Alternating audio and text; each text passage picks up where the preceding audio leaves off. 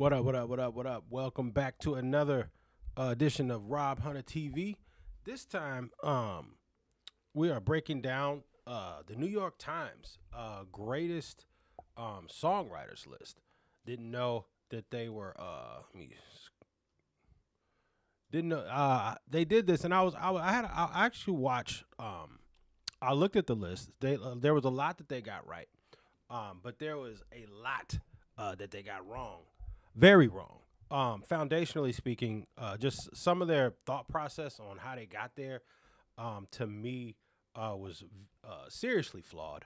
But they actually did a podcast breaking down some of their reasoning, and so I figured I would check that out and let them. Well, we'll watch it together and let them explain their reasoning behind some of their choices. So no further ado, is that still a thing? No further ado. Let us go into that. So let me bring it up. So far, mostly asking, how could you possibly leave out so-and-so? Well, look, I mean, we only had 30 slots to play with, but we also made those choices for a reason. So I'm inviting two of the folks who were in the room with me making those decisions, John Caramonica and Joe Coscarelli, the hosts of the podcast, and the editor of the project, Sasha Weiss. You guys all stand by the list that you made. Is that fair to say? I do. I mean, I can say that I stand by it. I also stand by it with the understanding that, and we've kind of talked about this. I accepted the mission as being helping get what was on these musicians and music industry people's ballots onto a list of 25 and then 30 of the greatest living American songwriters. I did not understand. Like, that to me was, I did not experience that was this process that way. Right, but that was one of the things that came up as we did this, right? Like, I'm like, I just want to make sure, not exclusively, I understood that there were decisions to be made at some point, but I really... And wrenches to be thrown into what was happening in the initial balloting process. See, I'm off the bat, I'm going to tell you my problem with, I'm going to tell you my problem with what's going on right now. Just anyway. You don't have anybody in the room. There's nobody in the room that's actually spent any time, any real time in the studio. I think that's a foundational problem when you have people in the room that are talking about the 30 greatest American songwriters, and you don't have anybody in the room that's actually spent time cultivating songwriters, being in the studio, put in those 10,000 hours. How do you bring the gentleman Wesley, this guy right here? Let's go back over here. Not him, but the black guy. He is a movie critic. Like, I thought that was actually our task, was how do we complicate what came back to us in a fairly straightforward and, dare I say, expected way. See that dude right there, this dude right here, he a movie critic. He don't even, this like the New York Times said, hey, you like, that's the equivalent of saying, like, all right, look, you like the radio? Well, come on in here. We talking about, do some reviews on some car. You like cars too? So you work in radio, but it's like asking someone who works in the radio to come in and do the 30 greatest, car manufacturers, or 30 greatest cars ever made, the 30 greatest cars ever made. Like, he work in a totally different sector. Like, why on earth would you get a person who has not, this dude don't even work in music. He may like music, but he ain't worked in music. He hasn't been in this. None of these guys have been in the studio. They're all writers. This guy's a writer. He's a movie critic. He's won some Pulitzer prizes. That's what's up. Pulitzer prize. I know that's been a big thing since Kendrick won. Everyone all of a sudden now they got their eye on the Pulitzer since Kendrick won it. Didn't know who. Y'all didn't know he won it though. But it matters because Kendrick won it. Anyway, having said all of that, this other gentleman, these other two guys, they're just writers. That's it. That, like, if you haven't been in the studio and you haven't tried to write songs before, and maybe everyone's tried to write a song at some point, but if you haven't been around, that creative process and know how hard that is on a consistent level, how can you possibly have an opinion on it so strongly? I stand by the list. It's not my list. It's not my list. Our Right, yeah, list. yeah. I stand by it. That's a great as way a to put it. project. It's a list. Well, I mean, And it's a list that I think is more interesting than it might have been because at least we were there. Yeah, at least my motivation in the room was, how do we complicate this? How do we make this better and fuller and more fun to argue over? For what it's worth, I feel like I can spiritually stand by the list, but if I want to trouble the entire process, I don't think our task was making a list. I think our task was expanding and re-examining the notion of American songcraft. That, to me, was the root of all the arguments that we made in that room. To the extent that we disagreed with each other, or to the extent that we gave grace to each other, or to the extent that we agreed with each other, I feel like everybody in that room was willing to think expansively about what songwriting is. And songwriting is such a peculiar thing. It has so much baggage. It comes with attachment to certain communities, certain subgenres, and engaged fans, which I know we'll talk about later, who have an extremely fixed idea of what constitutes songcraft. And what do you think that idea is? Like, I think it's a heroic white man with a guitar struggling through his emotions, sitting in a room, no collaborators, no contact with the outside world, perhaps alcohol, perhaps drugs, accessing some kind of pure emotional truth and putting it in a rock, country, or otherwise roots-affiliated genre. Folk, sure. Singer-songwriter. That's part of it. To me, as much as I enjoy some of that music, I do not mistake that for the totality of American song. I do not mistake that for the best examples of songcraft. And what I was grateful for in the room is that every person in their way, with their own personal frameworks that they came in the room with, was willing to say, it's not that. It's not that, but it's not only that. And maybe not only willing, but I think collectively seeing that as the task. And maybe just returning to the idea of, like, what you were doing in the room. I think I don't know how you ask the question what songwriting is if you've never worked in music for any particular long amount of time. Like, if you haven't put in your 10,000 hours, how do you ask that question? And how do you ask it of people who have never actually tried to write, find, sign songwriters or producers? I don't know how you ask that question and then expect it to be answered effectively. I don't know how you do that. Like, I think that's a pretty audacious task to ask people. This guy right here with the jacket on, he's a movie critic. And these other two guys, I mean, they've written about music. They just write about it, but they haven't. If you haven't spent hours in the studio, if you haven't tried to, haven't been a part of that granular creative process, for an extended amount of time, I don't think you can appreciate what these people do. What songwriters do, what producers do. And so now you have a list. Some of them they got right, but some of them they got woefully wrong. And kind of how it all came together, right? Like, let's start with people who you came into that room passionately wanting to ratify on this list. Maybe you could each, like, take a turn at one. Who you of the people not who made someone the list. who made it, Oh, who made it, as a way of kind of creating the story that you wanted to tell about an evolution, about kind of compared to a lot of the people who were in the same rough buckets. Sure. I think ultimately we started to see people in buckets. Yeah.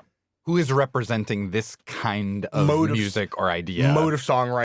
And see, I think all that talking they doing, all of that right there, all that talking they doing, this is the problem. I think this is one of the problems when you have critics in a room. Critics, you get this overthinking of what songwriting is. Like it's either can you go in this room and come out with a complete record. That's the job. The job of a songwriter is to go in here, particularly a professional songwriter, to go in the studio and bring me out a record. Okay, that's the job.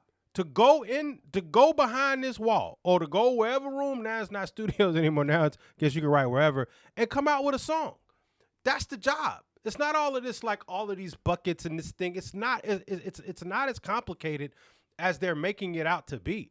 It's, can you write a goddamn song? I think that's the job. They're over. When you get critics in the room with too many goddamn degrees and too many dictionaries, they got too many dictionaries. They have too many chat GPTs. They got too many in the room. It's too many. And when you have that many brains in the room, I think that haven't actually went through the songwriting process enough, to haven't put in that 10,000 hours. That's how you end up with a list as this potpourri of this random ass collage of people on this list. Writing, generation, Sensibility. intervention, sensibility. And so I think for whatever reason on the day, and it should be said, we did this on a lot of days. It took more days than planned. It took Yes. 3+ days And to do it. I also can I had a perverse thought on the way in today as I was stuck on the train. You want to do it all over again? No, because of that, I think certain aspects of it fell through the cracks. And truly, I feel, having lived with the final result for a few days now and seeing the feedback and absorbing it, like my main feeling is we didn't go hard enough. No, you didn't. Which is in terms of what? The in terms of the, deliberation? But in do you terms think of that the would have amount of- yielded a different list? I think yes. Only on the margin. Yeah, maybe under five people. Well, let's go back to under that. five. Also, y'all should have let me have 33. Just for the record. Okay. Can we say, I think it is worth saying, just quickly procedurally so that everybody understands. We started with 25, and part of what emerged, I think, Was that there was no way to get out of this. making, There was no way to get out of this room without They frame two different conundrums of list making. The obvious name is the man on the cover of this issue, one of Jay-Z, 3 sure. covers. That's Jay-Z Jay-Z. should be on the If list. you do not think that this is one of the greatest living American songwriters, You're you wrong. do not listen to American song. Yeah, you're You wrong. do not understand contemporary songwriting. You do not grasp the Jay-Z's importance fine. of That's rap not a big as deal. style, structure. There was a high chance that even his most successful records would be obscure, even to my bachata, the way that I listened to bachata. Thought I'd have to fight that hard to get Jay-Z on the list. Indeed, you didn't And you have didn't. to. Didn't have to. Great. The real answer is Romeo Santos. That's the real answer. Mhm. I knew that I had an uphill battle because I felt fairly confident that no one else in the room listens to bachata the way that I listen to bachata. We don't. Or even most contemporary Spanish language music. Even within the framework of contemporary Latin pop, this is a person who has carved out a path that has largely resisted what we have thought of as crossover. So there was a high chance that even his most successful records would be obscure, even to my best friends in the room. I mean, And so I had to make an argument. Not us. I live in those New York best friends. City. Sure. I mean, I'm in Dominican. Look, Romeo Santos, I'm sure creates fantastic music. I'm sure of it. But if his catalog disappeared from the earth tomorrow, not a lot of people will be missing that. There's not a lot of people that will be missing a Romeo Santos catalog. It's just not a lot. And how he's on this list with no top 10 pop R&B, no hot 100s. It's just people having personal preference. People having personal preference. This list was a list of just, this is who I kind of fuck with. Like, this is who I like. This was not a list of like the most prolific, greatest living songwriters. It just wasn't. And I think that is like when you get too many critics in the room, you have too many people that want to taste the food but don't know how to make it. And I think that's the problem. They're food tasters, they're not food creators. And if I'm gonna have if I'm gonna have people that are gonna critique me on the food, or you're going to critique my, then I would rather them be people who have made the food before, people that know what it takes to go in and work in a restaurant.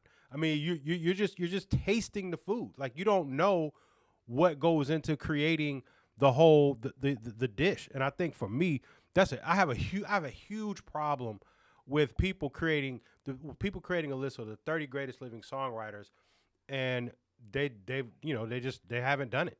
You don't know what it takes. Like Romeo Santos on this list is just like, it's really more of a flex. And look, okay, Romeo Santos can be on the list, but he can't be on the list before Berry Gordy. Okay? Can we just stay that? Is that fair? Romeo Santos, if y'all want to put Romeo Santos on the list, put him on the goddamn list. He don't go on there before Berry Gordy.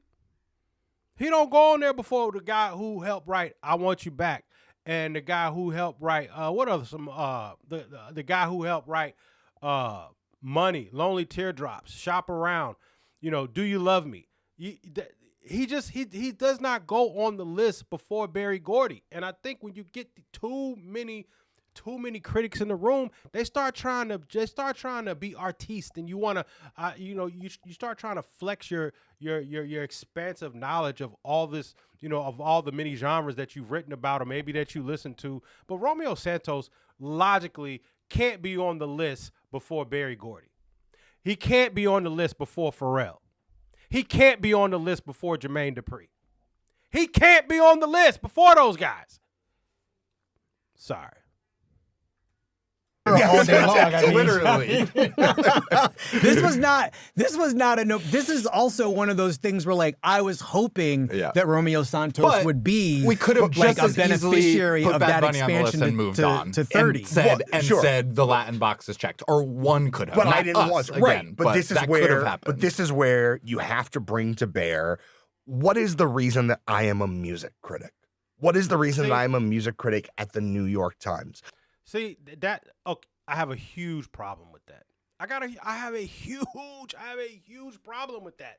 When you start thinking about why I'm a music critic at the New York Times, you're starting to answer questions that aren't being asked. The question is, it's supposed to be the greatest songwriters, the greatest living American songwriters. That's what it's supposed to be. That's the assignment. Who are the greatest living songwriters? Romeo Santos ain't one of them. He's not. He's not the greatest living. He's not there before Pharrell. He's not there before Jermaine Dupri. He ain't nowhere near.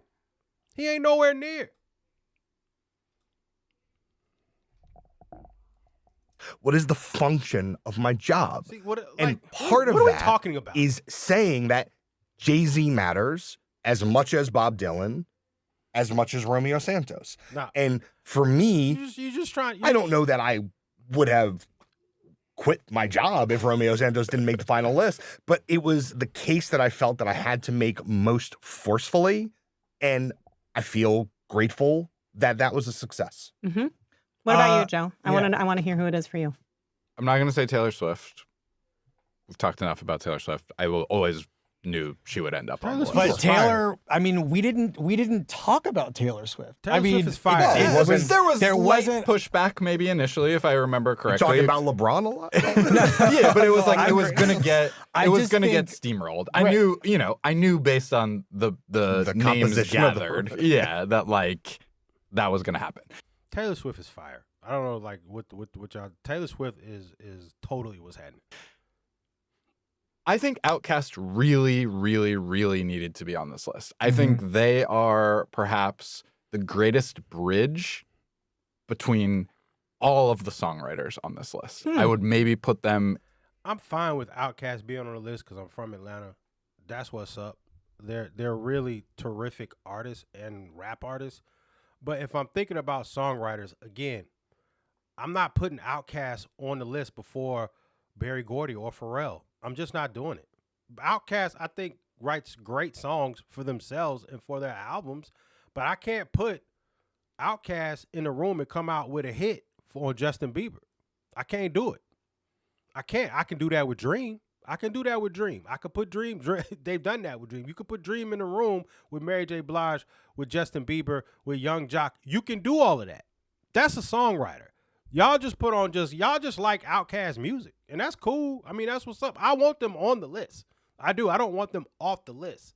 But it kind of goes to show what the thought process was when these people sat in the room. They just kind of like just started like, who am I a fan of, as opposed to like, you know, who's the best songwriters. They didn't do that. I like Outkast. I love you know, I'm from here. So they're a part of the fabric. They're a part of my musical fabric, my DNA.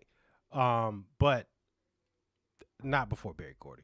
In like the center of this universe in terms of especially Black American music, Southern music, storytelling tradition, experimentalism. I think like we forget how crazy Outkast music is and how it might have come from. It would be crazy to you. It would be, but we from the South, it's not crazy. Their music is not crazy.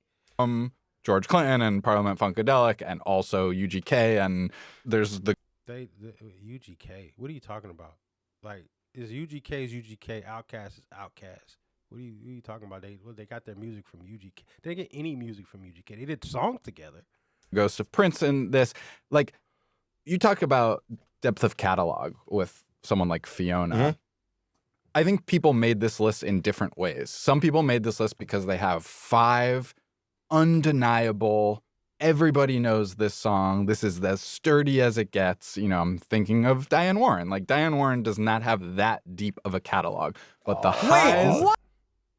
See, you got people talking about the 30 greatest songwriters alive, and this dude says Diane Warren's catalog is not that deep. And fortunately, these other guys kind of checked them on it, but these are the people that were in the room. And this guy right here, he's... Let me just... All right, we'll do this. Literally, what are we doing compared to What are we the last 20 years, but to me, Outkast would have made it if they... Writer? Does she represent something? Is it both? I think, I mean, personal choice. Is she the greatest beginning of a lineage, or sometimes an inheritor of a lineage, or a furthering of a lineage? Yeah. You know, I guess it's just, I want to pause for a second to just think about the different ways we define greatness. Because of course, in some ways, it's an absurd claim, 30 greatest, right? But what are we claiming for these people? And I think there are a few different claims. So we've gotten into some of them, but I want to hear you guys say, like, you know, when you're talking about Fiona, is she the greatest songwriter? Does she represent something? Is it both? I think with Fiona Apple, I mean, it is a deeply personal choice, but I think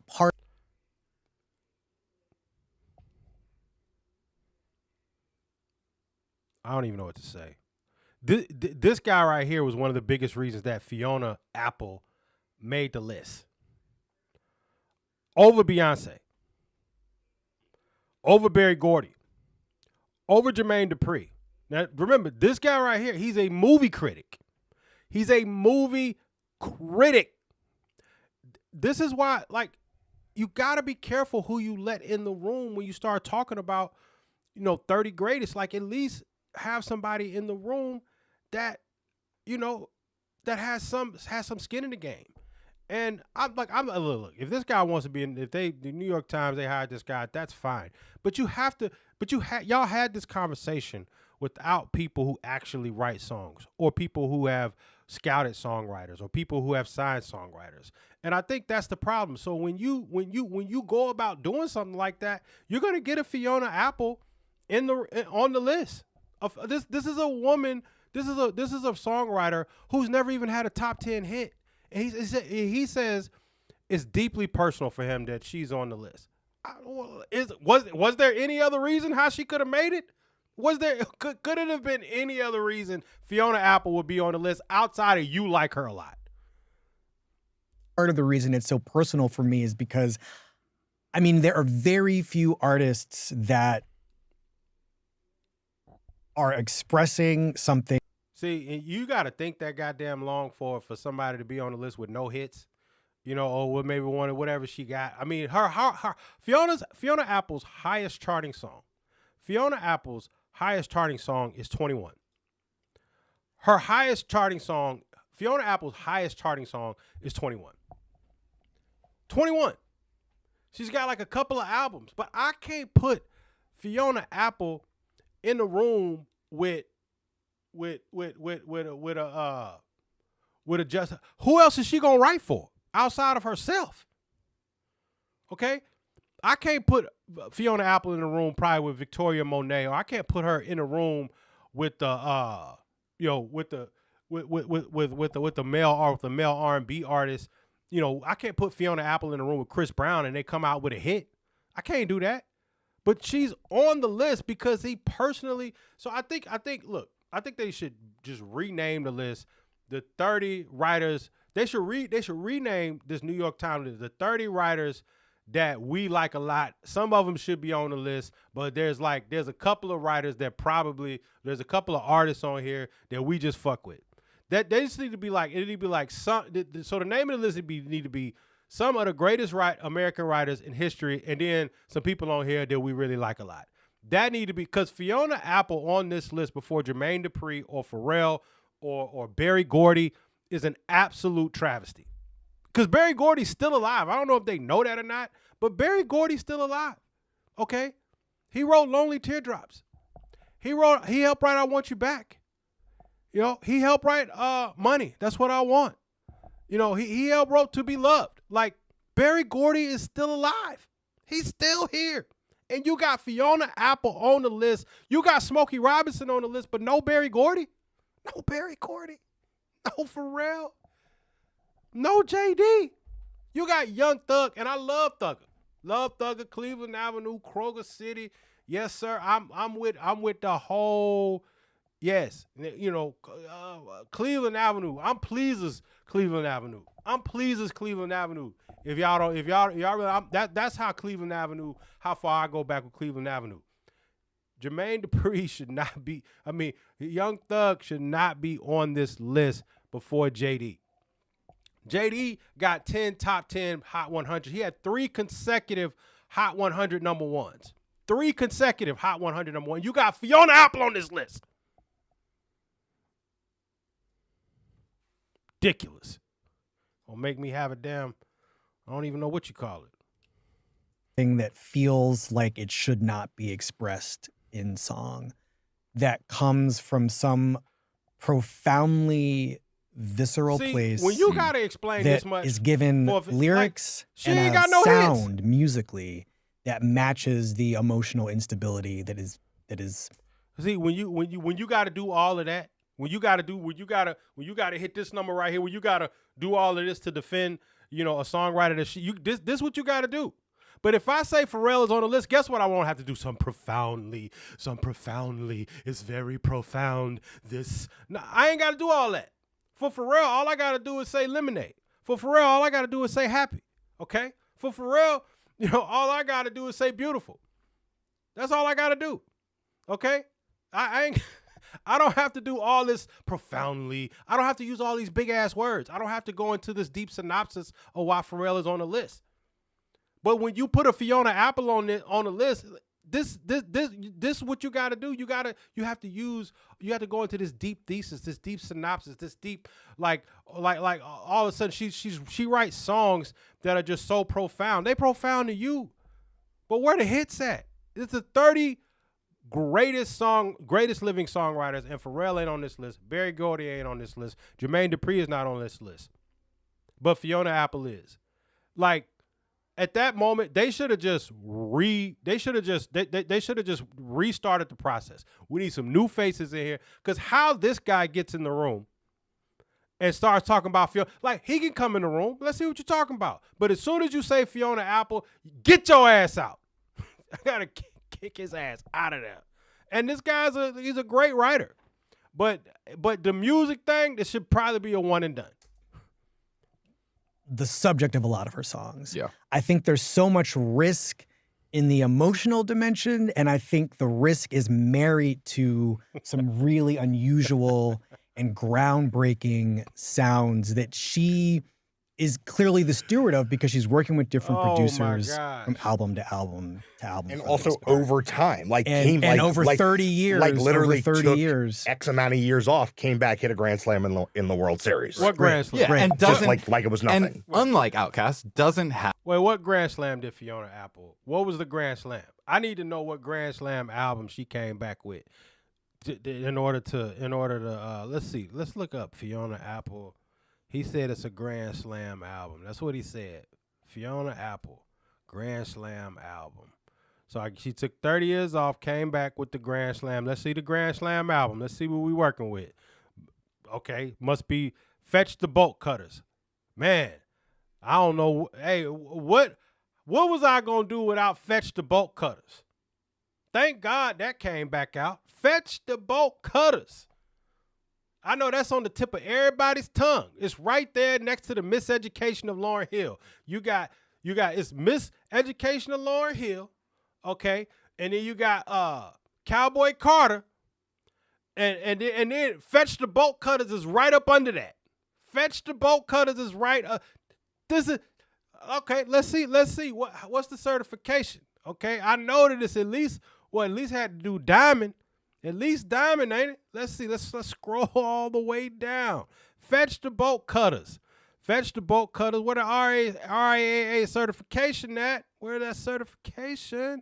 Okay, then the certification. Maybe I go past it. Where's the certification? Where?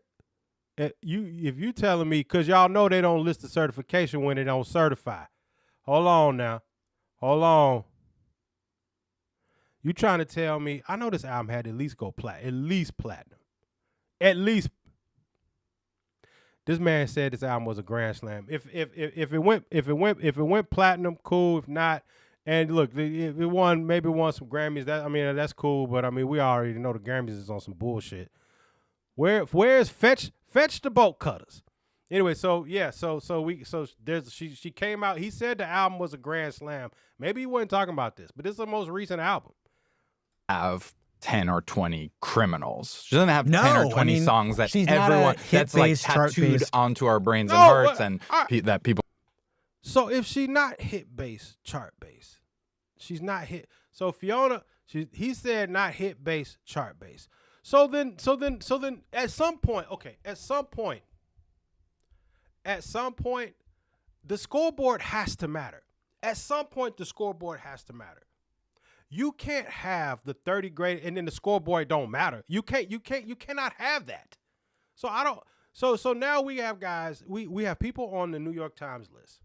Some of them they got right, but you have people on there, they just like them. This dude just clearly just likes her music. Like, it ain't had nothing to do with her actually being a great, one of the 30 greatest songwriters.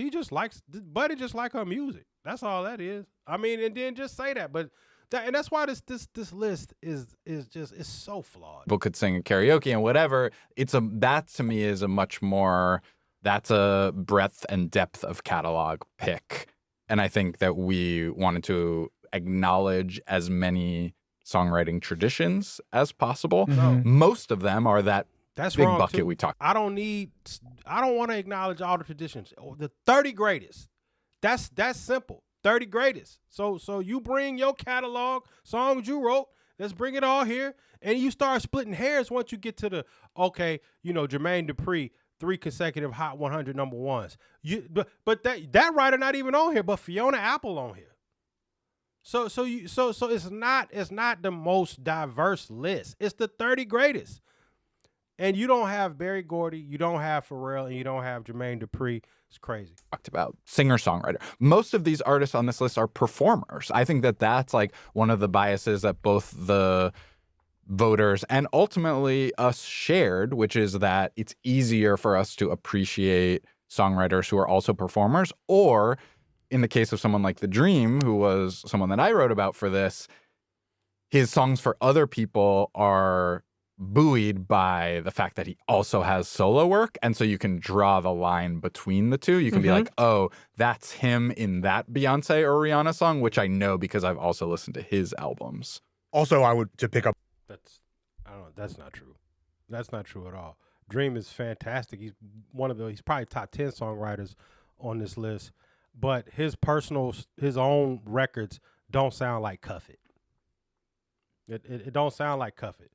And Love on Top don't sound like nothing that Dream put on his album either. Like, I don't know what he just made up. Critics sometimes they feel like they have to say something so profound all the goddamn time. And I think that music is one of those things where you're not looking at a painting. You don't have to like paintings, there's no charts for painting, but there are charts for music.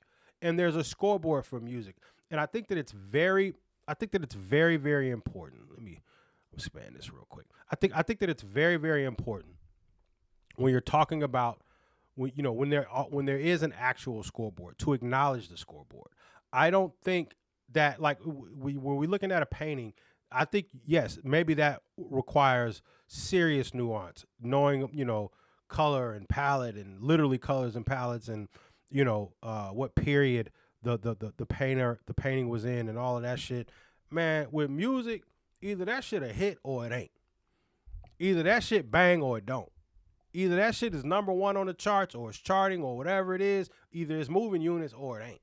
And I think that when you get critics in the room talking about music, that's the problem. And I think that that's the thing that I think critics don't necessarily understand. Critics don't understand that when songwriters go in a room, 99.9% of them, maybe not Fiona Apple, but 99.9% of them are trying to write a smash record. They're trying to write a hit. That's the goal. So all this other like nuance and all that man, that shit ain't nobody trying to do all that. They trying to the music goddamn business. And they trying and hits create business. Hits create commerce. Hits are franchises. Okay, each hit is a little franchise. Okay, just like Do You Love Me and records like Single Ladies and records like I Feel Good and records like Uptown Girl. Records like Steely Dan's records. Records like I can't think of no Steely Dan record right now. Peg. Records like Peg. Records like Satisfaction. They are trying to write hits, and I think that that's the thing that should have been in this room, because that's the goal of a songwriter when they go to write a song. Songwriters, they trying to write goddamn hits, and I think that when you're a critic, that's the thing that you're trying to leave out the room. Because you're trying to go into the art of the whole thing, and I think that you missed the very foundational piece. When songwriters go in the room, they trying to write hits. That's what they're trying to do. That's what Dream tried to do. That's what Lionel Richie tried to do. That's what Nile Rodgers tried to do. That's what Nile Rodgers talked about. Why do we wait? Why are we waiting for the hook? That's why she started a lot of their records with the hook first, because they're like, look, we trying to write hits.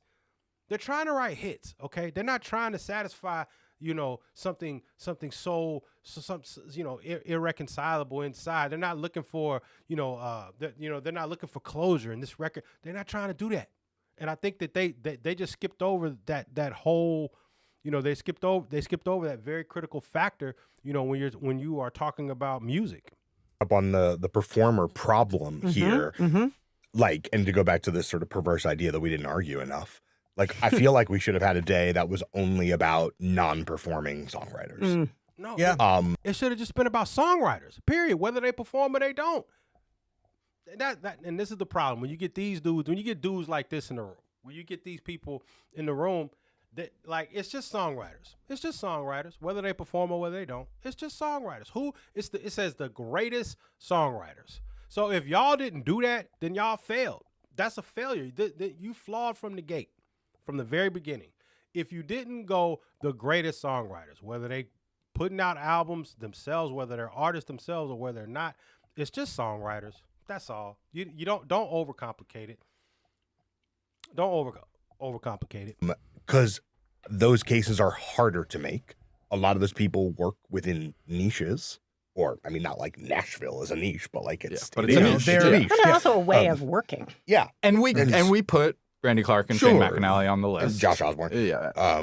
But to me, I think when I take a step back and think, what's not right with this list, I think could use a couple more non-performing songwriters. Not enough people for whom all they do every day is wake up and think about how to write a song, regardless of the tradition that they write a song in. Okay, this is a good segue to heartbreaks and disappointments. Can't break my heart, Sasha. It's Well, not possible. I have regrets. Regrets. I have regrets. Regrets? Regrets. Do you want to talk about my regret that dovetails with the Canadian problem, or do you want to save the Canadian problem? Let's go for the Canadian All right. problem. I think a lot of people have Joni Mitchell regrets.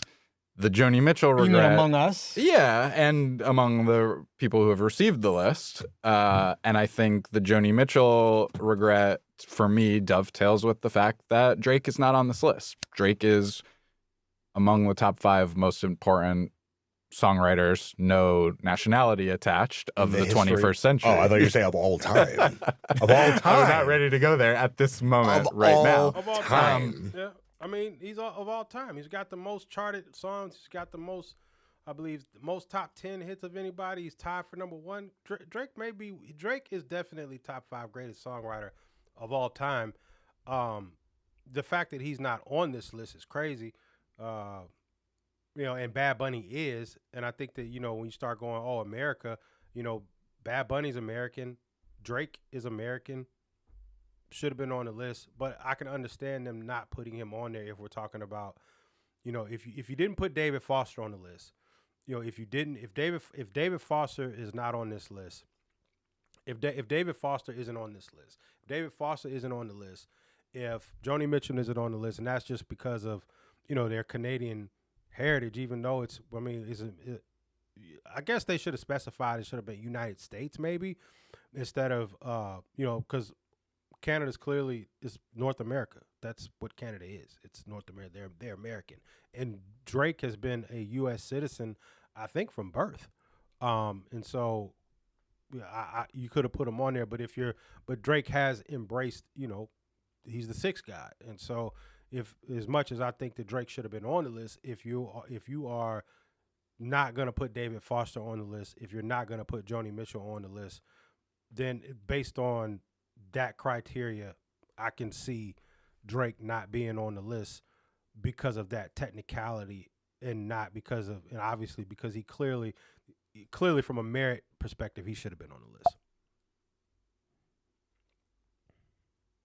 And the argument for Joni was, yes, she was born in Canada, but she made Americanness a huge part of her career, her art. And my counter argument was Drake is half American. He is a Black Southern American. His father is a Black Southern American. Facts. He spent as much time in America, South of the probably Canadian in his border adult life as anyone else. And just because he is associated in popular culture so closely with Canadianness, which not many artists are, certainly ones that have crossed over, and that's a big point of pride for him in his career and his songwriting. But I would argue that perhaps slightly more subtly, he has just as closely aligned himself with the American South. Yes. His uncle taught Prince how to play some music. It's like there is a deep lineage of American songwriting. I think ultimately we decided that was a slippery slope.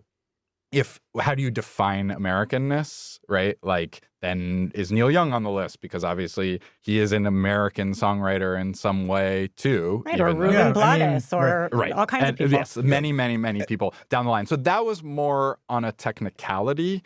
My other related regret is that we didn't talk about Future enough. Yeah. I think Future's we fire. knew we wanted Future super fire. contemporary rap representation. We have a nice lineage of rap. But I think that's the problem. When you start talking about when you start talking about representation, you lose me there, because it's not about representation. It's about the greatest songwriters. So I'm not looking to. You shouldn't be looking to represent certain sectors of music, certain genres, certain demographics, certain geographical location. You shouldn't be doing any of that. It's who got the hits, man. Bring your hits to the table, and we're gonna look at your roster. We're gonna look at the resume. We're gonna dice them up.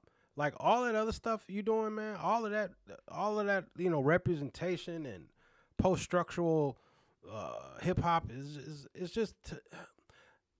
Then you're not. If you're gonna do that, then call the list something else. But it's not the 30 greatest songwriters, because Fiona Apple clearly is not one of the 30 greatest songwriters. Okay? Rappers in this project, right? We have super, super lyrical pen to paper. Kendrick Lamar is on here. He's a classicist. We have Jay-Z, who is a classicist, but who broke the form by stopping writing, which led to other people, other rappers, no longer putting pen to paper and freestyling in real time on the mic. Outkast, also classicists and experimentalists at once, dedicated writers of lyrics. For the postmodern rappers, we put Young Thug. He's our post-structuralist. He's our post-structuralist rapper. Young Thug is great. Future is about 30 greatest though. I love Thugger. I'm Atlanta. I'm Stewart Avenue, Atlanta, running dead into Cleveland Avenue, Atlanta. That's me.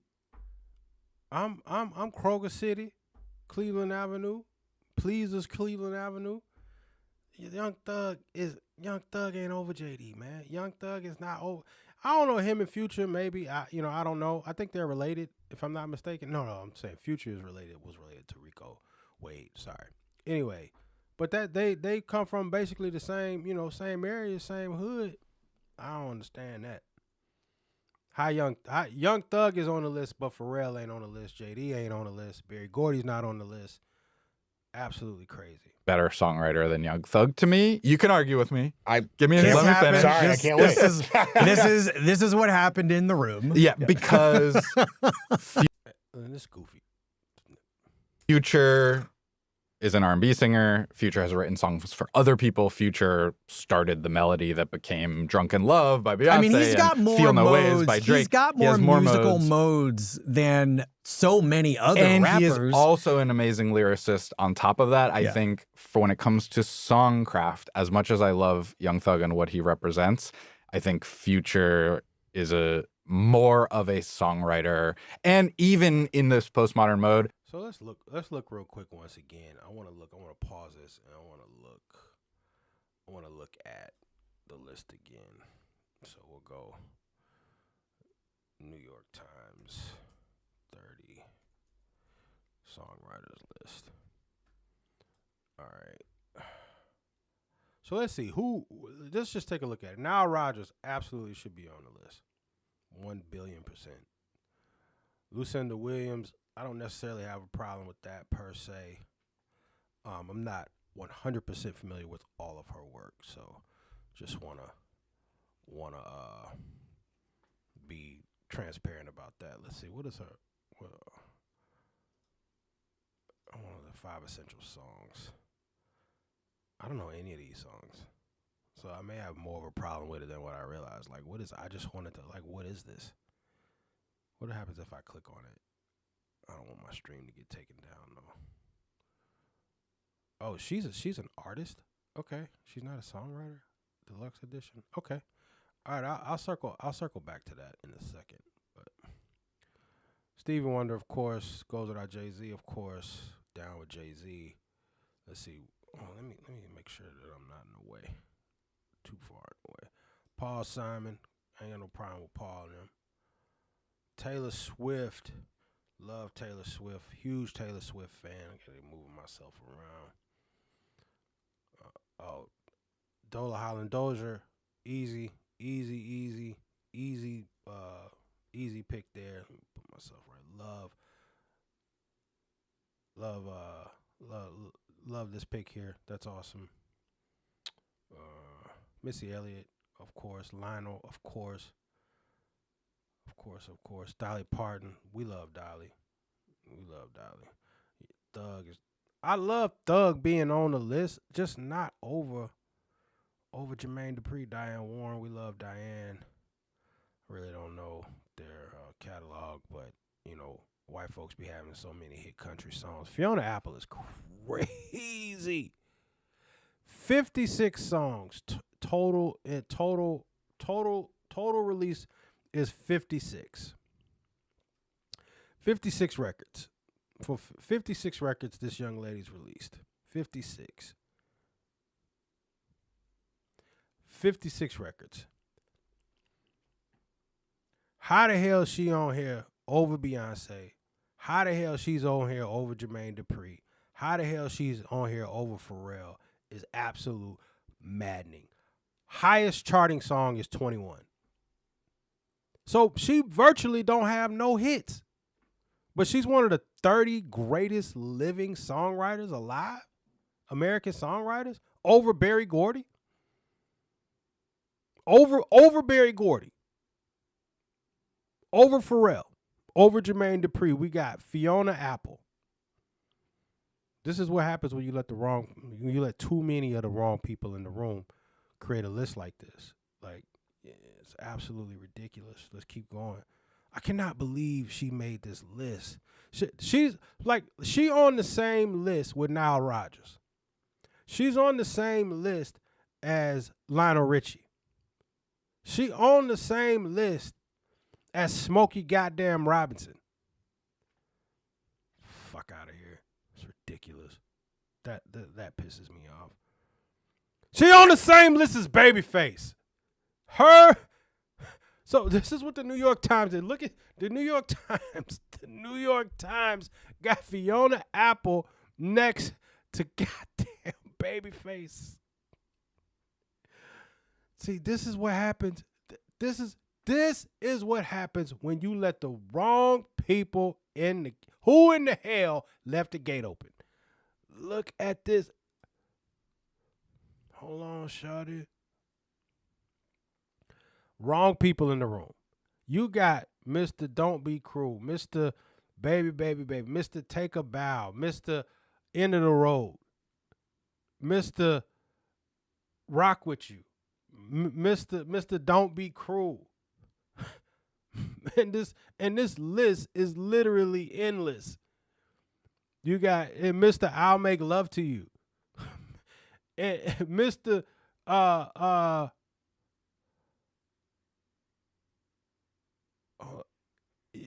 That don't go with that. This right here, these two of these, one of these things is not like the other. One of these things is not like the other.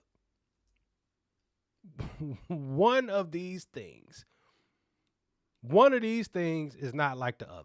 One of these things is not like, look, I cannot believe they did this bullshit. Look at that. Fiona Apple and this dude is just not. It's just not in the same league. Not in the same league. God damn it! How did they do this? Man, they not in the same. You got Fiona Apple next to Babyface. Absolute. This list is invalid. Period. Point blank. Period. This list is null. I'm null and voiding the list. I'm voiding the list. Babyface and Fiona Apple is crazy, man. Crazy work. Crazy work. Wow. 5 essential Babyface songs. Whip Appeal. Superwoman. I'm Your Baby Tonight. My. Not Gonna Cry. End of the Road. I'll Make Love to You. Can We Talk? Can We Talk? That should have been. They should have just. Somebody should have interrupted the me. Can we talk about what y'all do? Can we talk about what y'all doing? Can we talk about this dumbass list? Can we do that? Can we talk about that? Can we talk about this dumbass list? Holy smokes. God dog it. Absolutely horrific. All right. Let me just keep scrolling right fast, shawty. Lord almighty.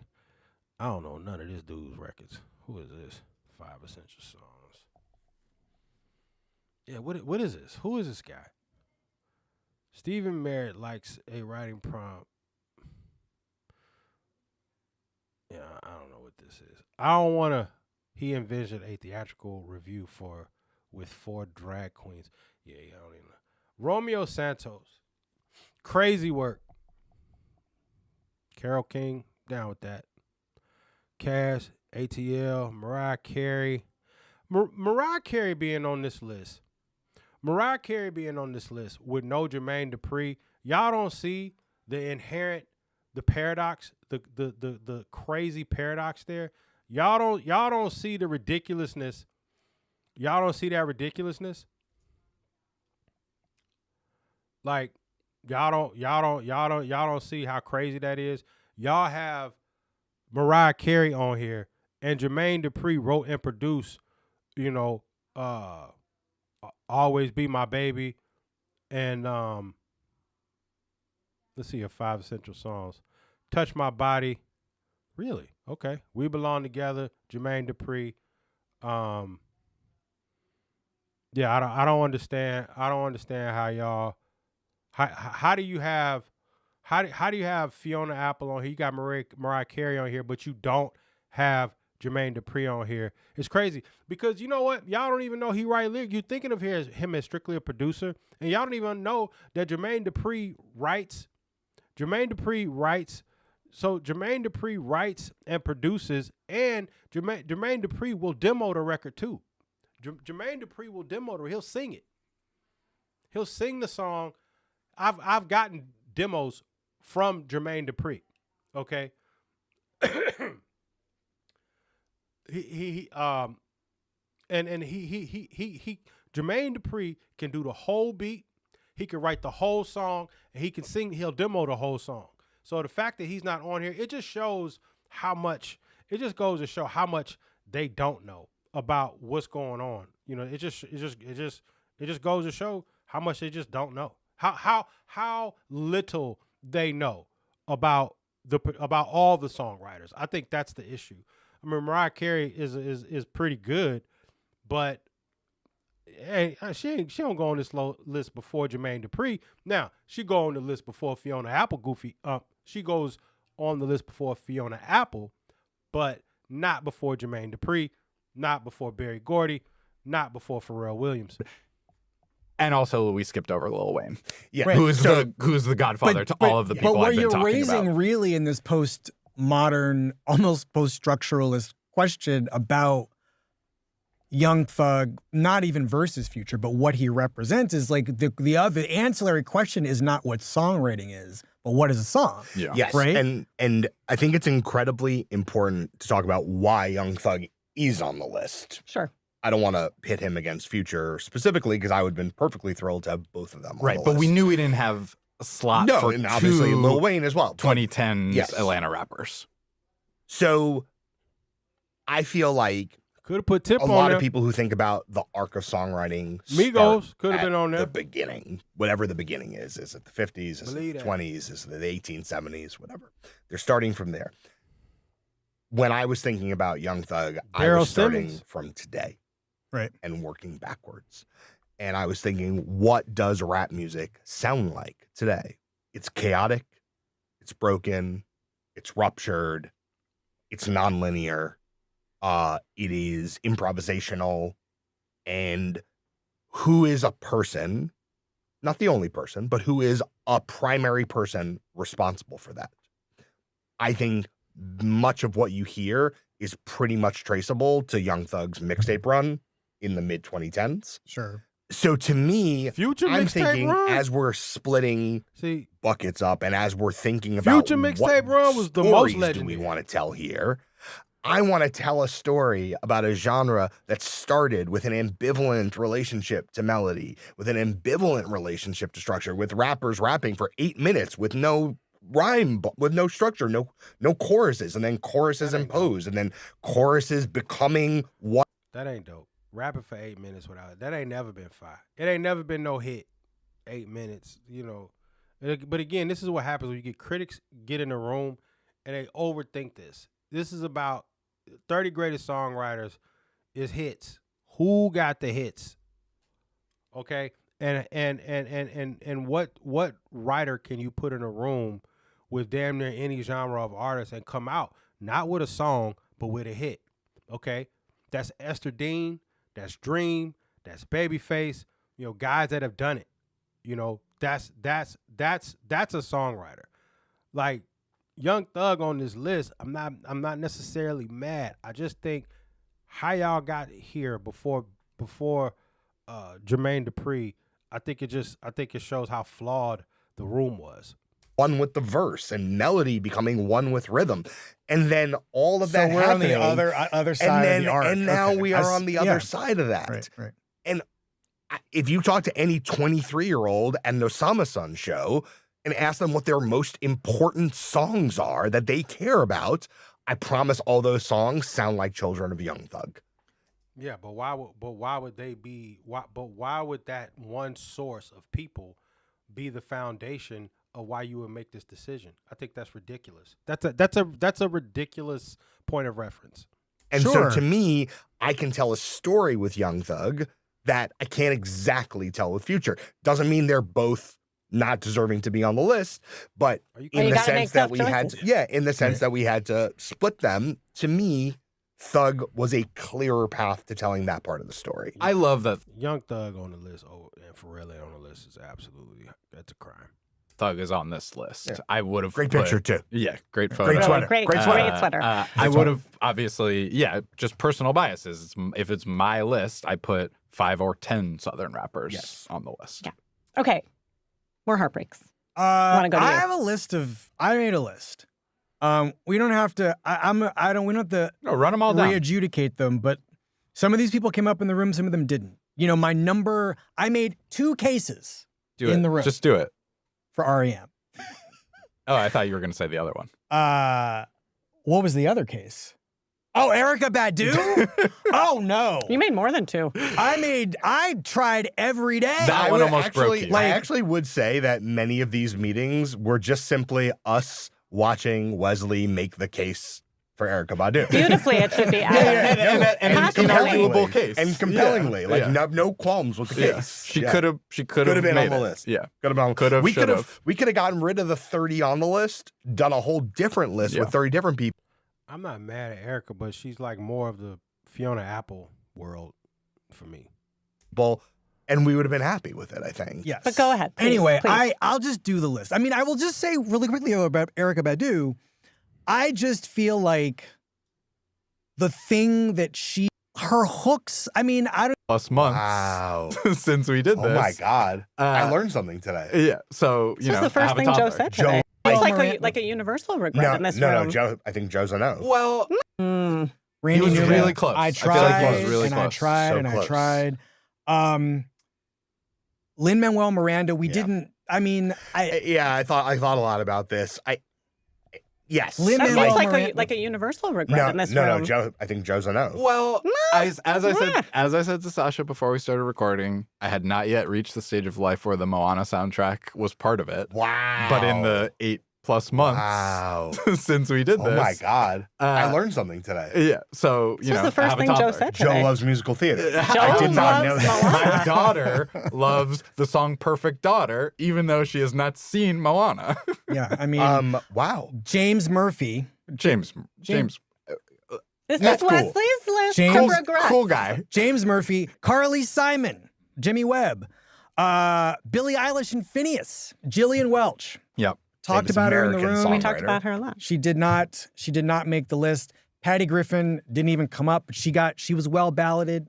And Donald Fagen, which is a Yeah. real We talked about a lot. real flashpoint in the room. Also, it's important to and just I will just go on. No. Are you going to say what I'm going to say? no. Okay. I would never. And I mean, could- wait, and wait, also say it, couldn't. say it. No, and could never. No, please. I insist. I was really fascinated by the racial breakdown of the Donald Fagen fight because the Negroes in the room were in favor. No, niggas really rock with Steely Dan. Like niggas rock with Steely Dan. Period. And the white men were not. There was a white woman who was. There were- Give I mean, Lindsay her flowers as a Yes, Steely I Dan mean, head. like I was a hard no on Steely Dan in the same way I was a hard no on Billy Joel. Come Email at me, me, bro. Yeah, we'll it's just talk like about Billy my- Joel and another major artist in a We bit. will. My We will job talk about that. in We the have room. to. I took my job in the room to be keeping To Steely keep Dan off the Steely list. Dan off the to list. keep a certain kind of guy. off in favor like a of white always- jack. Steely Dan off the list is crazy. Steely Dan off the list. Reel it in the years. Do it again. Peg. Let's see. I'm looking some more some more of my favorite Steely Dan records. Hey Night, Hey Night Team. Steely Dan should be on the list before Fiona Apple. And Billy Joel. Like, y'all crazy. Like absolutely I am surprised by that. But yo, for anybody out there watching, like, black people really rock with Steely Dan heavy. Like heavy. Reeling in the Years, another one we love. That guy. Jazzbo, a white Just a guy. jazzbo? Yes, It's just in favor of just a guy. And then Donald Fagen, that Nightfly album. Don't sleep on that Nightfly album. You Young know the guy women. when you see him. You know the guy when you Are hear you him. telling me Rap that the I know guy. the guy? I know the guy when I see him. Here's the thing, everybody who's watching- Donald Fagen is Donald Fagen not was fire. that guy. I'm just saying, everybody who's watching knows that guy. Donald That's all I'm Fagen's saying. fire. You want to talk about? We can talk about Beck and being that guy, but I mean, No votes for Beck. Sorry. Can I, just in the interest of what? expediting. I do want to hear. We want to hear your heartbreaks too. I just, can I want to read. I'm done. I want to read And Joe's. Bill Callahan. Now I'm done. say a couple more. Good. Bill Callahan. Jesus Christ. Sorry. Your whole ballot. You couldn't have balloted that many people. I'm not You even. barely I'm made just it saying. over No, there. it's not here. That wasn't on your ballot. I'm done. No, it's Oh not. my- I'm just talking I didn't know I about had like. to do homework to have new people who Go, weren't on my John. ballot. Keep Jeez. going. See Go what I have to on. contend with? Do you see This what is I what I have to was contend like. with? This is what I was like. Go, please. Literally. I'm too busy looking For at the 8 camera. hours. Katie Crutchfield. Go on. Fine, okay. We'll pick She up with Katie really almost Crutchfield. made it. She Yes. really almost She made was it. on the bubble. Very Katie, much. we tried. Yeah. Okay. Nas. Styles Sure. P. Styles P is hilarious. See, this again, critics. Styles P, one of the 30 greatest American living writers, was like on your list. That's crazy. I don't even think Jadakiss would have put Styles P on the list. Whose ballot is online? Go check that out. Mhm. Hillary Lindsay. Mhm. Zach Bryan. Earl Sweatshirt. Lil Wayne. Alan Jackson. Weezy. Luke Laird. Cameron. Cameron is jeez. These folks they be trying to go out of their way to seem like they have depth in just this expansive musical palette. Cameron, one of the 30, like Ashley Gorley. Sturgill Simpson. Scarface. Katie Crutchfield. And then I said, didn't put Pete Wentz, but I should have. We can go on. Can I do 30 seconds on the Kanye and Beyonce problem? Sure. Sure. Maybe we should do that. Those are, next. first of all, Let's those go are to break. they're overlapping, but No, not. wait. To me, they're the same problem. Hold on, Joe. I think what we should probably do is, Feedback. no, we'll just talk about what it has been like to have this thing be in the world, including receiving a lot of comments from, thousands of comments from readers. Thousands and thousands. Shout out to you all. And A lot of typing. to think about some more about what this list is actually saying and doing and meaning, even in terms of the way we've been talking about who's not on it. Yep. Okay. So let me read a comment from, and don't worry, you'll all get to read comments too, but I'm going to read the first one. Dan W. from Los Angeles says, rather than argue the impossible task of sorting by superlatives, I will only ask the following. What constitutes writing a song? Which part of the songwriting are you judging? The lyrics, the music, the production behind the recording? I just think this is a fool's errand, trying to express the best when one song can be played on a ukulele and sung, while another needs a team of producers creating a beat, I love this a question. lyricist, I love etc. this comment. You're comparing apples to TR-808s. They're all valid songwriters, but songs aren't just one thing. I am happy to see Stephen Merritt's name on any list, though. Thank you. So that Dan. person made a choice. Wow. What a Sir, twist at the wow. end. I did not see that coming. Come on. Yeah. I did Wow, I really, truly, did not. honestly. Great plot twist. Okay, so my thought. This man knows what an 808 is. Yeah, And loves Stephen Stephen Merritt. Merritt. Yeah. It's wild. Wow, Stephen Merritt does not want to hear his name associated No. with an 8-0 anything unless it's 8-0 songs No, on one album. No 303s. No. No. Sorry. No. Yes. Correct. Exactly. No, I love Exactly. this. I love this comment. Yes, I great, love this comment. Great. But Do you want to because- come on the next You want to be in the next meeting, JW? No, I This is think, right. but Come I on think in. the thing that The water is warm. what is Well, coming up debatable. for me in hearing this comment is It's a cold plunge. It's it's a cold, it's the coldest. or place. it's a boiling Cauldron? cauldron. Right. Oh, there you go. Yeah. I love this comment because what I immediately thought of is he's describing the many ways in which a song can be expressed, right? The modes it can take, the devices and instruments used to create a song, the places, the sources of inspiration.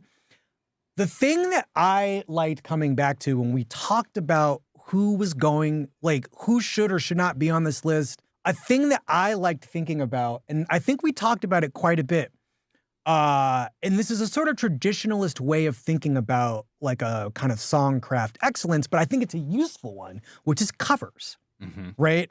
Like, how are these songs whose songs are being covered, sampled, and Song of karaoke, I would add to and that also, mix, you know, which I think is a covered cover in the of a form sort. of like the Yeah.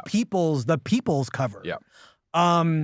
I actually think that it's not quite a fool's errand because I think there is something sort of quantifiable in some way. I like thinking about the top 5 vote getters among the balloteers, the people we didn't even talk about in the room because there was nothing to discuss because they were going on the list no matter what. Bob Dylan, Stevie Wonder, Carole King, Dolly Parton, and Paul Simon. All foundational bricks. Right. Like I would argue ultimately that there are people who were not in the top 100 of balloting who are just as essential to have on this list in a variety of ways. But the balloting is obviously going to over-index on older artists and artists who are perceived as foundational. So, you know, like I'm interested in this idea that you have of kind of how is a song traveling through the world and what does that tell us about its sturdiness? But I also think that it's a bit of a misread. Covers have a huge tradition, say, in country music and less of a tradition in rap music. So you But I'm can't... talking different about kinds of sample. I covers mean, in there's rap different music. ways Yeah, of there's like different ways. Yeah. I understand. But I'm saying that is one. Karaoke is an interesting idea. What do people want to go and sing? I know you're a big karaoke guy. What do you go in the room and want to sing and sing or rap your heart out to? I, Wesley, am a big karaoke guy. Yeah. I mean, I also know you don't do it at all. No. I feel like It's an abject Never. art. I It should can't be. It should be. believe- Never, Joe, never. I should feel literally- like in my absolutely brain, never. No. Because they often work with a lyric writer or a melody writer. Because they often, actually at the germ of an idea level. I'm willing to put primarily a producer on the list, for instance. You know, I mean, Jimmy Nile and Terry Rodgers. and Niall. I think of more Pharrell as could have been. and Pharrell should have been a on name the that list. came up. We talked about More Pharrell. as I think of those people more. How did y'all talk about Pharrell and he not end up on the list? If you talked about Pharrell, he should have been on the goddamn list. How in the hell did Pharrell not get on this list? Pharrell's up there in the babyface. Pharrell's up there in the babyface. He's swimming in them waters, you know, with babyface. Like you can't for y'all to eliminate Pharrell is absolutely. But it's not that you eliminated him. It's that you have Fiona Apple on this list and Pharrell just cooling, like just off on the side. It's like, and I just don't think y'all know what producers who also write lyrics. And if you're gonna quantify this list down to people who just basically write songs, like lyrically speaking, that is fine. Pharrell does that. And he does it better than Fiona Apple. Holy smokes. More as producers than as songwriters, because they often work with a lyric writer or a melody writer in addition, but I was willing to go there. My definition for songwriting included producers primarily. It included a top liner, someone like The Dream, who does not write music typically, but who adds the melody over a track, just the lyrics and the melody. Maybe the lyrics are then iterated on later. Where I couldn't go was people who come in later in the process or are primarily curators, collage artists, executive producers. This is a really good segue to one of the people that has come up a lot in the comments. I think we should talk about her. Joe, can you read this comment from Craig? So this is Craig. Craig wrote, Beyonce left off because? Did her style of, parentheses, genius collaborative songwriting count her out? Her last 3 albums, Lemonade, Renaissance, and Cowboy Carter, are genre-bending American classics. No, she should be on the list. Referencing American Requiem at this point would seem appropriate. Be interested in the thought process of the judges, please, period. Those old ideas I can tell you are mine. buried here. Yeah. I think of Beyonce as a curator and an executive producer. I have heard, And performer. and Well, of Obvious course, performer. the Yes, performer, obvious, like right? the performer. the performer Yes. of the moment. I agree with most of this comment. I think I've heard demos that Beyonce has sang. I see what she adds to them. She is Frank Sinatra. She is Frank Sinatra plus Quincy Jones plus Kanye West, another person I would put in this camp. Kanye West famously, infamously uses ghostwriters, uses ghost producers. He is the magician who can put all that stuff together. He can record a session with Justin Vernon, a session with Chief Keef, a Mike Dean guitar solo, put it all together. He is the maestro. He's a modern day composer. I'm open to the argument that that's another sort of postmodern songwriting. Yes. But that would have been expanding the definition for me one click further, and we didn't take it there. And that's also like a very performer coded thinking about songwriting. I disagree with you about the exact overlap between Beyonce and Kanye. I think especially if you go to earlier Kanye, I think obviously what we're saying about later Kanye, that's indisputable. Earlier, it's up for debate. Consequence wrote a lot of those songs. Yeah, allegedly. Right. Whatever we know about Kanye 4.0, it might have been different during Kanye 1.0. Beyonce as well, similar thing. Although there was the early stuff where I think it's the opposite, Okay. actually, where Guys, she... I'm going to moderate. Sorry. We got to stay on track here. Hands off. We're hands off going the to debate. go Papers to down. another, Papers down. can happen later. We're going to go to another person oft mentioned by the commenters. You're going to love this one. This is for you, John. James says, I went to Berklee College of Music. I didn't. And there was an entire songwriting curriculum based on Billy Joel's songwriting. It's literally stupid he's not on this list. Facts. It's like not... This is great. I wish I'd seen this. I would have responded to this comment. you still can. I am about to. It's like not having Hendrix or Eddie Van Halen on a list of greatest guitarists. Okay. It's not. It's actually not like that. Thank you for this opportunity to respond to this comment, to which I do respectfully. When you think about Hendrix and Eddie Van Halen, you think about formal innovators who are also, in their way, hit makers and creators of melodies and also processes that are universal in how they have moved through the world in their wake.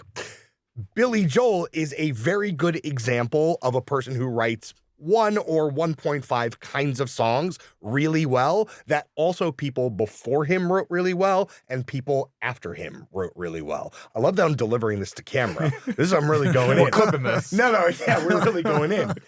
I like Billy Joel. I just want to go on the record and say, I like Billy Joel. I know you don't like Billy Joel. I like Billy Joel. People I love like Billy Joel. But if we are... How do you not like Billy? See, okay, you can not like Billy Joel. What you can't deny is that the motherfucker can write songs. Like, he is a fantastic hit making. Let's go to Billy Joel. Let's look at Billy Joel real quick. Wow, we got Fetch the Bolt Cutters. But this guy doesn't like Billy Joel. Fetch the goddamn Bolt Cutters, but no Uptown Girl. No For the Longest Time. It's absolutely 1000% blasphemous. Tell her about it. Like, just the way you are. Like you. So Billy Joel ain't on the list. You don't like Billy Joel. And Buddy over here talking about he write one kind of record. How many different kind of records Fiona Apple write? Like what are we talking about? That's what you get, critics in the room and you get this bullshit. Like Billy Joel's a certified hit maker. Making a list of 30 greatest living American songwriters, you're not only saying what are they great at, you're saying what aren't they doing? What is the thing? What is the reason I wouldn't put them on this list? Well, why? How did Fiona Apple get on the goddamn list? There's so much more that Fiona isn't doing than Billy Joel. Like, she got 56 total goddamn songs. Well, you know what she ain't doing? She ain't writing songs. And Billy Joel exists in pre-existing traditions. He's good at it. Some days, I think, great, but you got to draw the line somewhere. I don't know. I mean, So you don't draw the line. You don't draw the line at Fiona Apple. You draw the line at Billy Joel. I just want to make sure he draw the line they drew the line at Billy Joel, but not Fiona Apple. They drew the line at Billy Joel. This is the problem with these rooms, because I can tell you that anybody that spent any extensive amount of time in the studio is not going to eliminate Billy Joel before Fiona Apple. That's where the room is fundamentally wrong. And this guy went to Harvard and he did all this stuff and he writing all. They got that shit wrong. They got Fiona Apple over Billy Joel because of, well, I guess his lack of versatility, I guess is what he's basically trying to say with his like $8 words and shit. Like it's so. I'm as you can see, I'm a bit betwixt. I mean, I guess I always sort of, I think the thing that gets me out of a lot of this is like, you know, there were only 30 slots. But I was convinced when we walked into that room. There's only 30 slots, and how Fiona Apple got one of them. And Romeo Santos before Billy Joel is crazy. Like, just because you like bachata, we got Romeo Santos up in this motherfucker. That we be walking out with. And I ain't even mad at Romeo Santos being on the list, but not before Billy Joel, not before Pharrell, not before Berry Gordy. Not. Billy Joel being on the list. Not before Jermaine Dupri. List. And our readership would have preferred very it, convinced. certainly. I just think that the songcraft, his songs don't sound like anybody else's songs. What you hear in the songs is tradition, right? These are original songs that like come from him, and his sensibility is guiding every one of the story songs, every one of the breakup songs, fall in love songs. The traditions he's drawing from are quite clearly drawn from a tradition, Sure. but they're not to be mistaken for anybody else's song.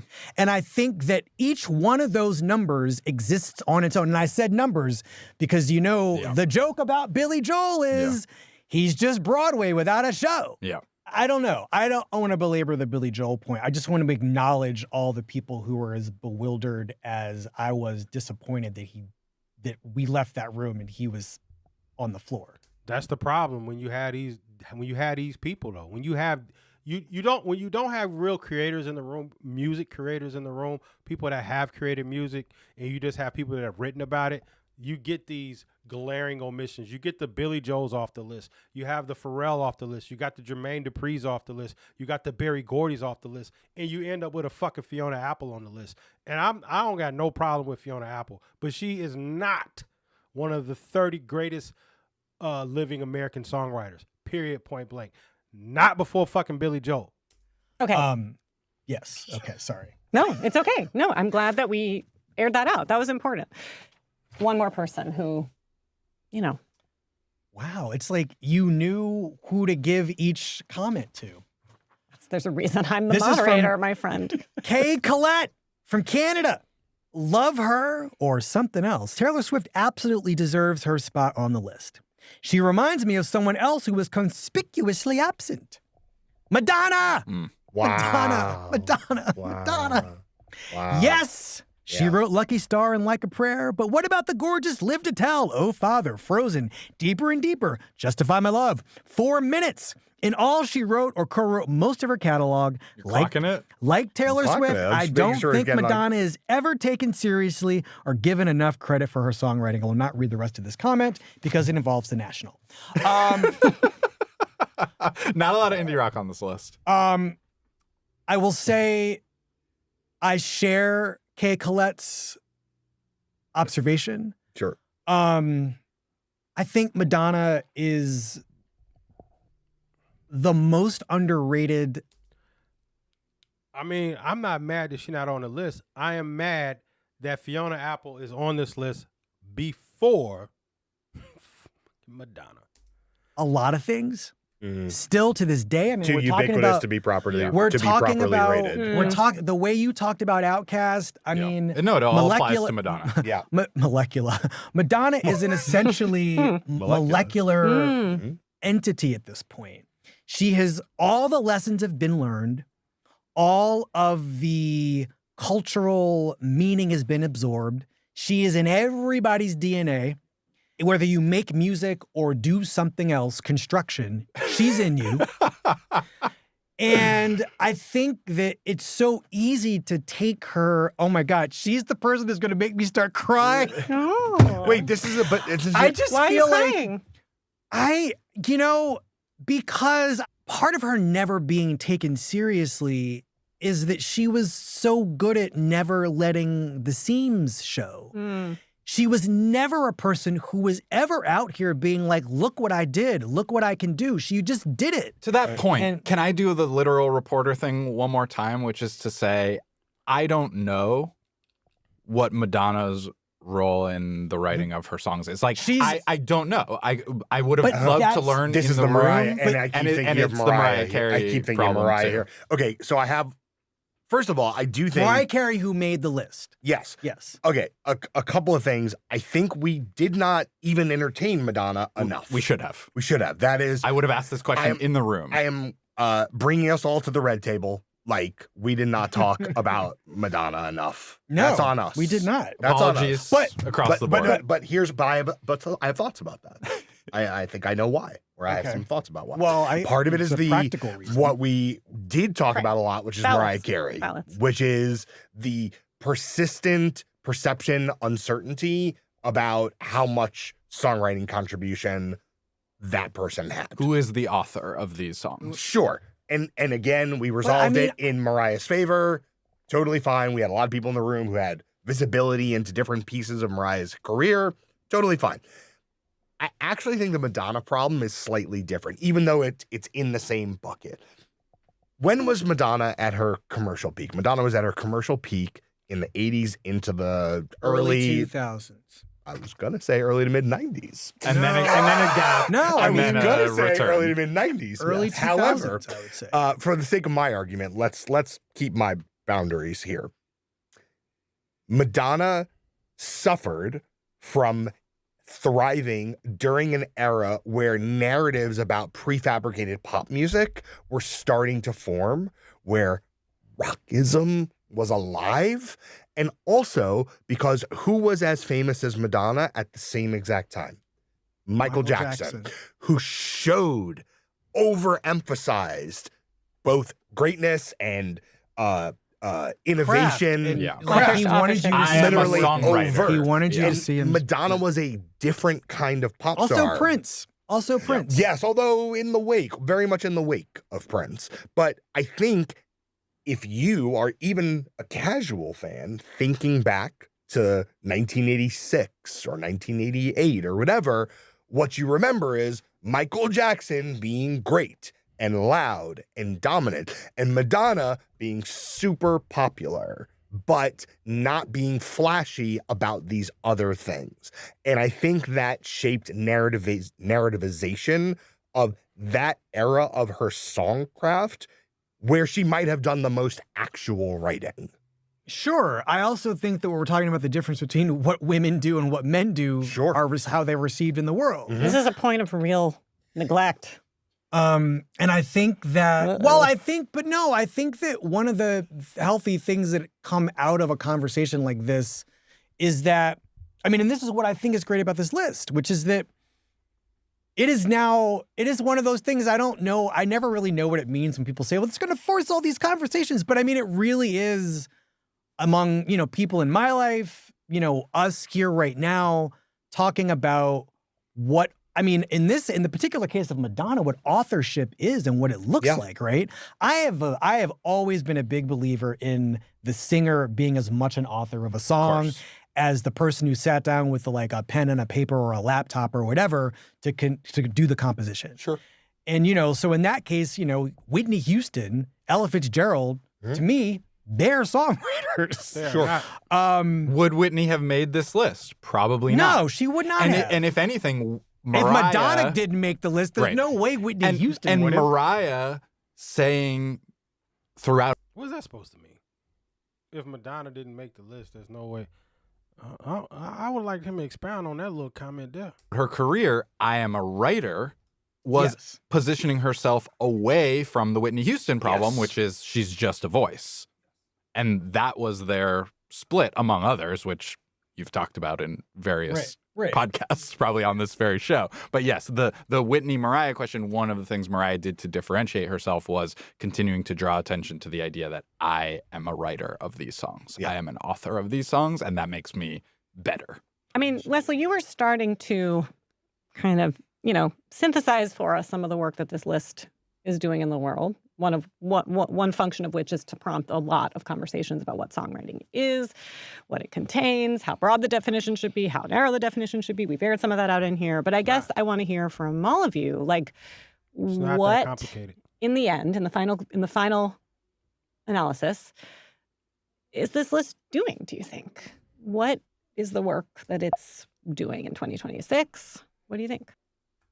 I don't think it's that complicated. I think what she asked, if you know exactly what a songwriter is, if you've been in the studio trying to create one, when a songwriter walks in the room, what a huge help that is, what a mission critical piece of a part of the creative process that is. It is not this nuanced thing. It is not that at all. And so to try to create all these different layers of, what a songwriter is two things. It is the lyric and the melody, and then it's the music. It's that, or I guess it would be technically three things, but that's what it is. All this other shit they talking about, it ain't none of that. So I know when a songwriter walks in a room, you have a producer. So because a producer can obviously write the lyrics as well, which I think they're missing. I don't think like how you have Fiona Apple on there and not have Pharrell is crazy. So what they're not understanding is that it's not all this different stuff. Sometimes you have a songwriter who writes songs with just the lyric and melody and that's it, and then they find a producer and they create the composition. But a songwriter inherently is somebody that could go in and create records. That's it, right there. It create records. That's a songwriter. That is it. That's the whole thing, lyrically and music. So anyway, this was fun getting a chance to break this down, watch this. It just goes to show you how much people don't know about the creative process and about music, and how many of those people are actually in, making decisions and giving opinions when they don't necessarily have a full idea of what it takes to actually be that. So that's why my voice is here now. And who knows? I mean, these are just my opinions, but at least I'm coming from a space of somebody that's been in the rooms, somebody that's slept in the studio for over a year, somebody that's just been a part of those creative, that creative process. So anyway, appreciate y'all joining me for the stream. I'm Rob Hunter TV, or this is Rob Hunter TV.